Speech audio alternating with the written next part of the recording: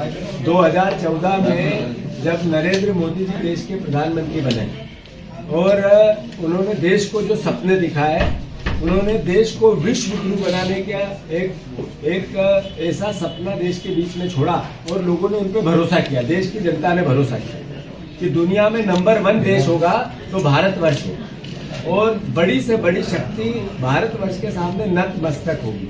लोगों को आशाएं थी, लोगों को भरोसा था, तभी उन्होंने उनको चुना। एक बार और वो कहते थे कि जितने भी भगोड़े हैं देश से, जो देश का धन लेके चले गए, उनको भी मैं लेके आऊंगा और सबसे जो काला धन है देश को दूंगा। दूसरा सपना दिखाया था, तीसरा एक और दिखाया, जितने अपराधी है देश में, दुनिया में, भारत के जो भाग गए थे, उनको भी पकड़ पकड़ के लाऊंगा और भारत का जो कानून है उसके अनुसार उनको सजा दूंगा। लोगों ने भरोसा किया।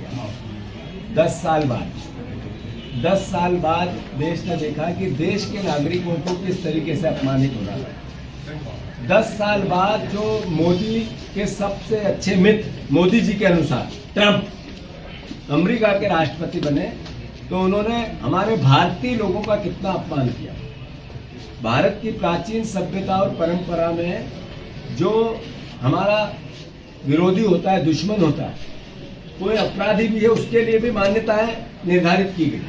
हमारे संविधान में अपराधी की भी बात सुनने का अवसर देना, ये हमारे संविधान में भारतवर्ष में मौलिक अधिकार नागरिकों को मिला। दुनिया में भारतवर्ष के साथ के नागरिकों के साथ जो दुर्व्यवहार अमेरिका ने किया, ट्रंप की सरकार ने किया, एक ऐसे प्लेन में जिसमें मालवाहक प्लेन में लोगों को भर भर के वहां से उठा के एक अलग अलग तरह की यातनाएं देके, हथकड़ी पहना के, खाना पीना सब दुर्भर करके भारत के एयरपोर्ट पे छोड़ा। ये बहुत भारतवर्ष के लिए तो शर्म का विषय है ही, पर इस मोदी सरकार के लिए बेहद शर्मनाक विषय है।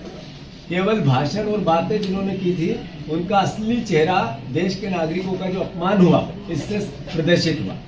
नरेंद्र मोदी जी धाड़ते थे वो यूक्रेन के युद्ध की मध्यस्थता के लिए, क्या नारा था वो, क्या था वो,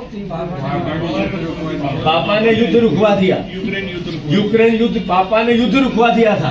और वो पापा हमारे देश के नागरिकों का हथकड़ी पहना पहना के उन्हीं के राज में या अपमानित, देश को अपमानित किया जा रहा है। उस एक व्यक्ति को या उन 104 नागरिकों का ये एक तरह से अपमान नहीं हुआ, ये इस देश भारत माता का अपमान हुआ। और भारत माता का अपमान करने का अगर किसी ने घृणित पाप किया तो ये आज की सरकार ने की।